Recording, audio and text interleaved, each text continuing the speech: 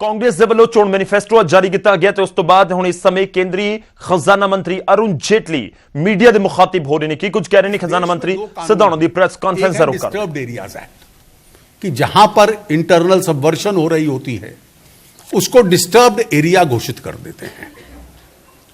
उन एरियाज पे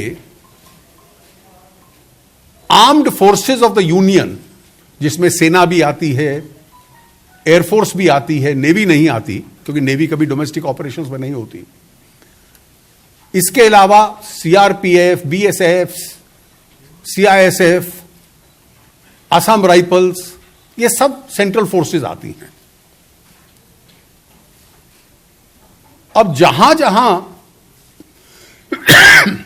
इंसर्जेंसी और आतंक होता है और वहां डिस्टर्ब एरिया होता है तो कोई किसी आर्म्ड फोर्सेस के, सेना के किसी अधिकारी के खिलाफ क्रिमिनल केस डालना चाहता है, वो अपनी जिम्मेवारी निभा रहा है, इसलिए तो उसको सरकार की सैंक्शन लेनी पड़ती है। It's essentially a sanctioning law. कुछ और प्रावधान भी। अब इन्होंने कहा कि अगर आरोप ये होगा कि मान लो किसी ने टॉर्चर कर दिया या किसी ने किसी महिला से बदसलूकी की या किसी ने चोरी कर ली, तो सैंक्शन नहीं होगी। बहुत सरल दिखता है। मैं इस विषय के साथ बहुत वर्षों से संबंधित रहा हूं और जब कांग्रेस की पार्टी सरकार में थी और उस वक्त जब चिदंबरम साहब गृह मंत्री थे और वो उसकी वकालत करते थे कि इसको डाइल्यूट किया जाए, तो सारी सरकार कांग्रेस की भी उसका विरोध करती थी।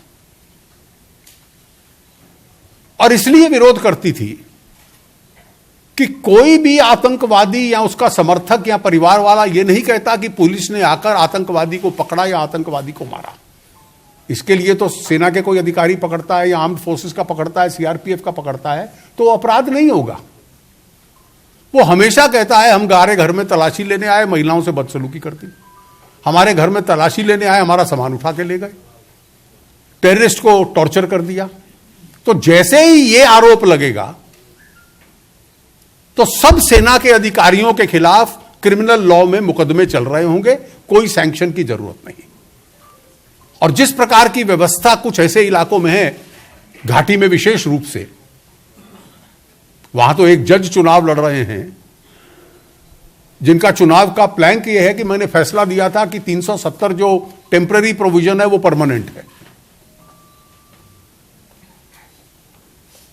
यह परिस्थिति है। एक इसलिए भारत सरकार ने कांग्रेस के जमाने में भी और एनडीए के जमाने में भी एक प्रक्रिया बनाई थी कि जितनी कंप्लेंट्स आएंगी एक रोबस्ट मैकेनिज्म होगी, उसमें से सही अगर कोई है तो सजा देनी चाहिए फिर अधिकारी को, किसी ने सचमुच में बदसलूकी की है। और वो एक रोबस्ट मैकेनिज्म जो यूपीए के समय बना था वो आज भी चल रहा है। और उसमें अभी तक 1799 शिकायत आई हैं सेना या पैरामिलिट्री के अधिकारियों के खिलाफ,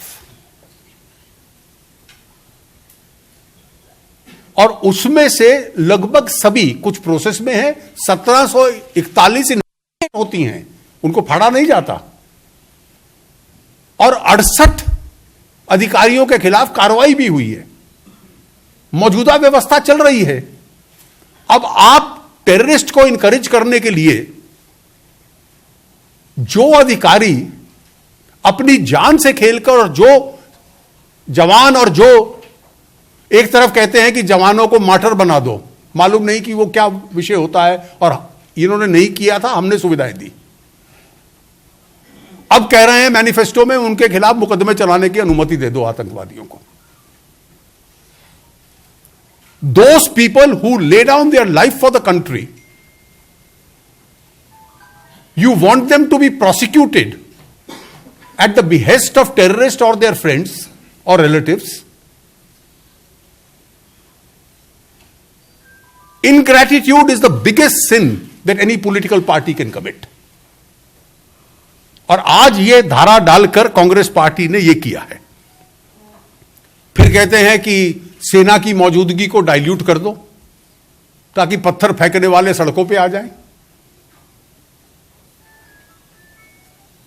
ताकि जिन आतंकवादियों को सेना रोज मारती है वो अब बच निकले।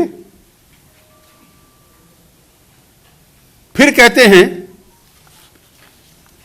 कि जो लोग आज तक हमसे बात करने को तैयार नहीं, क्योंकि उनका कहना यह है कि हम तो देश से अलग होना चाहते हैं, हम तो उनसे कंटिन्यूअस डायलॉग करेंगे। इसका मतलब यह है कि जिस नीति ने जम्मू कश्मीर को लाकर आज इस स्थिति में खड़ा किया, पिछले 70 साल की गलतियों को मैंने कुछ दिन पहले लिखा और कहा भी था, आज हम हर कानून को लागू करके वहां रूल ऑफ लॉ एस्टैब्लिश कर रहे हैं। उसके स्थान पर rule of insurgents and terrorist Congress अगर स्थापित करना चाहे तो यह देश को स्वीकृत नहीं होगा। जम्मू कश्मीर पे एक चैप्टर लिख दिया, लेकिन उनके जम्मू कश्मीर के चैप्टर में कश्मीरी पंडितों का कोई जिक्र नहीं है। औपचारिकता के नाते तो यह कह देते कि आजाद हिंदुस्तान में सेक्युलरिज्म की सबसे बड़ी विफलता यह है कि एक पूरी कम्युनिटी की एथनिक क्लिंजिंग हो गई वैली में से। इनके सेक्युलरिज्म में उन कश्मीरी पंडितों के लिए बहाने के लिए एक आंसू नहीं है। और इनका ट्रैक रिकॉर्ड यह है, पहले राजीव गांधी टाडा लाए, नरसिम्हा राव के टाइम वापस ले लिया। वाजपेयी जी पोटा लाए, मनमोहन सिंह जी ने वापस ले लिया। और अब तो ऐसा लगता है कि माओवादी जिनके साथ दोस्ती गांठी, छत्तीसगढ़ में भी गांठी, चुनाव में भी वो स्पष्ट था, अर्बन नक्सल्स के टाइम पे स्पष्ट था, जवाहरलाल नेहरू विश्वविद्यालय में स्पष्ट था। तो अब आप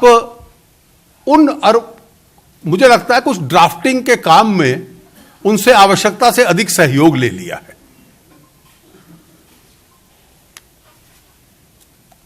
अब मेरा दूसरा बड़ा पॉइंट है, मैं सब पॉइंट्स पे नहीं जा रहा, ये जो न्याय का ब्लफ था। पिछली बार जब मैंने आपसे बातचीत की थी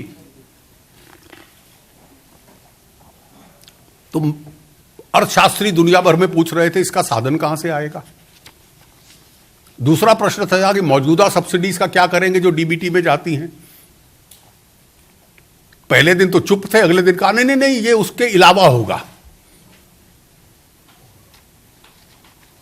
तो जिस विद्वान व्यक्ति ने ये मैनिफेस्टो बनाया उन्होंने कहा कि देखिए इसका साधन आएगा जब अर्थव्यवस्था बढ़ेगी तो साधन भी बढ़ेंगे, उसी से ये फाइनेंस हो जाएगी।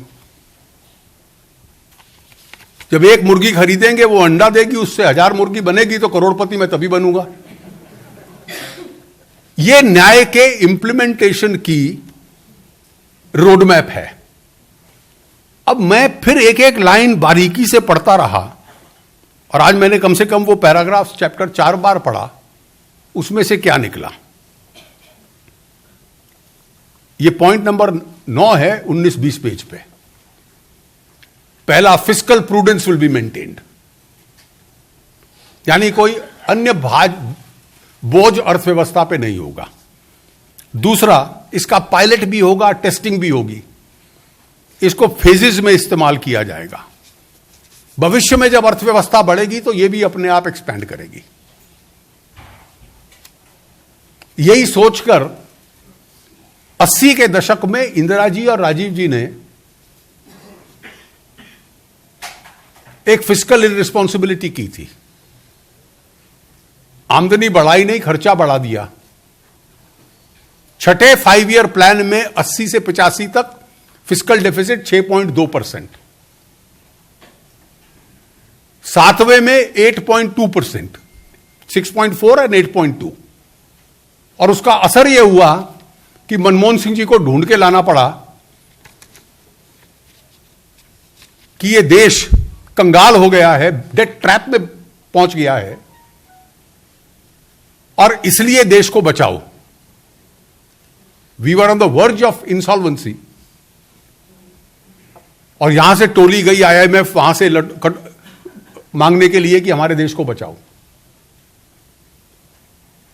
और जब यूपीए सरकार ने भी यह किया था तो मुद्रास्फीति आम आदमी के लिए बढ़ गई थी। 10.4% तक गई। यूपीए कार्यकाल की दूसरा जो फेज था 9 से 14 का, उसमें इन्फ्लेशन 10% से ऊपर था। जो लोग इसके समर्थक हैं, उनके एक अर्थशास्त्री को मैं सुन रहा था टेलीविजन पे, उन्होंने कहा कि एक ही तरीका है कि इस पे टैक्स बढ़ा दो। तो ईमानदारी से कहो आपकी नीति ये है। हमने तो घटाए हैं 5 सालों में, पहली बार इतिहास में घटे हैं हर तरह के टैक्स, आप बढ़ा दो। अगर ये आपकी नीति है, ईमानदारी से कहिए। अब आज इन्होंने दो चीजें, जब सच्चाई को छुपाया जाता है तो बड़ी मुश्किल से बाहर निकलती है, लेकिन सच्चाई में एक गुण होता है कि सीमाएं तोड़ देती है और अपने आप बाहर आ जाती है। It leaks itself out. आज दो और संकेत मिल गए मैनिफेस्टो में। पहला मिला, यह केंद्र की इसकी योजना नहीं है, इसके साधन केंद्रों से भी आएंगे और राज्यों से भी आएंगे। भाई आपके 5 राज्य हैं,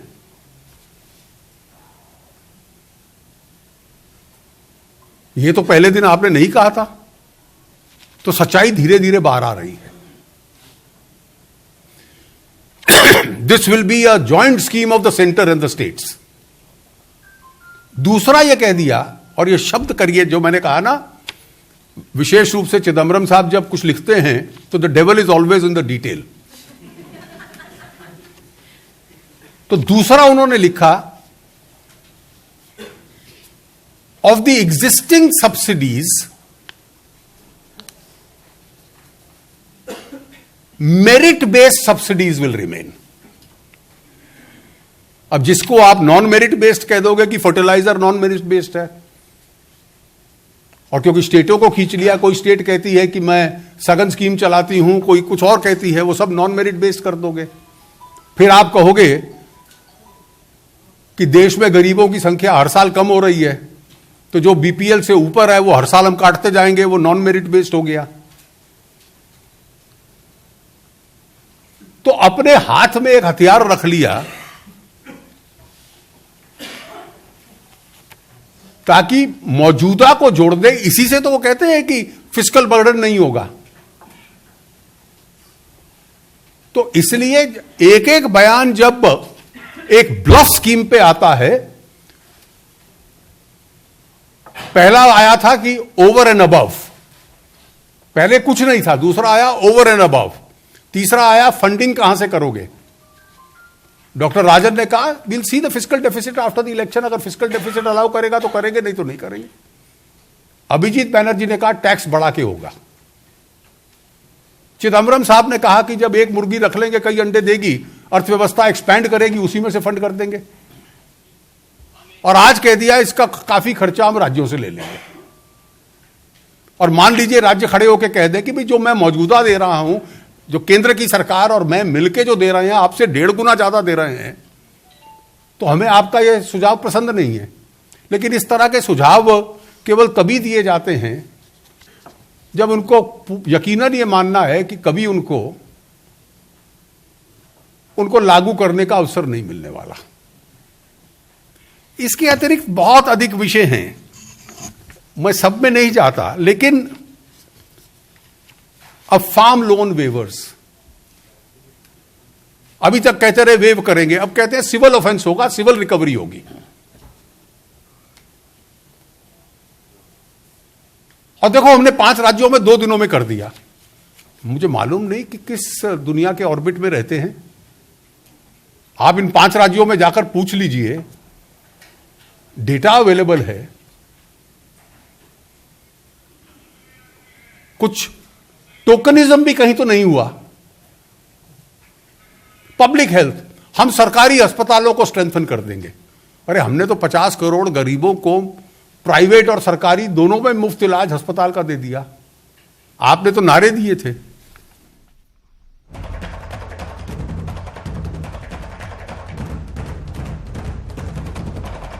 अरुण जेटली मीडिया ਦੇ ਮੁਖਾਤਿਬ ਹੋ ਰਹੇ ਨੇ ਤੇ ਉਹਨਾਂ ਦੇ ਵੱਲੋਂ ਕਾਂਗਰਸ ਦੇ ਮੈਨੀਫੈਸਟੋ ਨੂੰ ਨਿਸ਼ਾਨੇ ਦੇ ਉੱਤੇ ਲਿਆ ਜਾ ਰਿਹਾ ਹੈ ਕਿ ਕਾਂਗਰਸ ਨੇ ਪਹਿਲਾਂ ਵੀ ਵਾਅਦੇ ਕੀਤੇ ਪਰ ਪੂਰੇ ਨਹੀਂ ਕੀਤੇ ਤੇ ਨਾਲ ਹੀ ਕਾਂਗਰਸ ਦੇ ਵਾਅਦਿਆਂ ਨਾਲ ਦੇਸ਼ ਦੀ ਏਕਤਾ ਨੂੰ ਖਤਰਾ ਹੈ।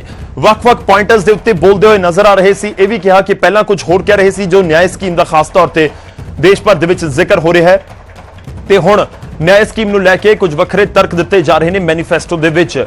ਕਾਂਗਰਸ ਨੇ ਖਤਰਨਾਕ ਅਤੇ ਨਾ ਲਾਗੂ ਹੋਣ ਵਾਲੇ ਵਾਅਦੇ ਕੀਤੇ ਨੇ। ਅਰੁਣ ਜੇਟਲੀ ਇਹ ਕਹਿੰਦੇ ਨਜ਼ਰ ਆਏ ਕਿ ਕਾਂਗਰਸ ਇੱਕ ਵੀ ਵੋਟ ਦੀ ਹੱਕਦਾਰ ਨਹੀਂ ਹੈ। ਕਾਂਗਰਸ ਵਾਅਦੇ ਕਰਦੀ ਹੈ ਪਰ ਜਾਣਕਾਰੀ ਦੀ ਕਮੀ ਹੈ। ਤਾਂ ਵਿਰੋਧੀਆਂ ਨੇ ਮੋਰਚਾ ਖੋਲ ਦਿੱਤਾ ਹੈ। ਕਾਂਗਰਸ ਦੇ ਵੱਲੋਂ ਚੋਣ ਮੈਨੀਫੈਸਟੋ ਜਾਰੀ ਕੀਤਾ ਗਿਆ। ਦੇਸ਼ ਭਰ ਦੇ ਜਨਤਾ ਦੇ ਨਾਲ ਬਹੁਤ ਸਾਰੇ ਵਾਅਦੇ ਕਾਂਗਰਸ ਨੇ ਕੀਤੇ ਹੈ। ਗਰੀਬਾਂ ਤੋਂ ਲੈ ਕੇ ਕਿਸਾਨਾਂ ਤੱਕ ਦੇ ਨਾਲ, ਨੌਜਵਾਨਾਂ ਤੋਂ ਲੈ ਕੇ ਵਪਾਰੀਆਂ ਤੱਕ ਦੇ ਨਾਲ, ਸਭ ਦੇ ਨਾਲ ਖੂਬ ਵਾਅਦੇ ਕੀਤੇ ਗਏ ਨੇ। ਆਮ ਤੌਰ ਤੇ ਹਰ ਸਿਆਸੀ ਪਾਰਟੀ ਕਰਦੀ ਹੈ ਤੇ ਉਸ ਨੂੰ ਲੈ ਕੇ ਨਿਸ਼ਾਨੇ ਦੇ ਉੱਤੇ ਲੈ ਰਹੇ ਨੇ ਅਰੁਣ ਜੇਟਲੀ।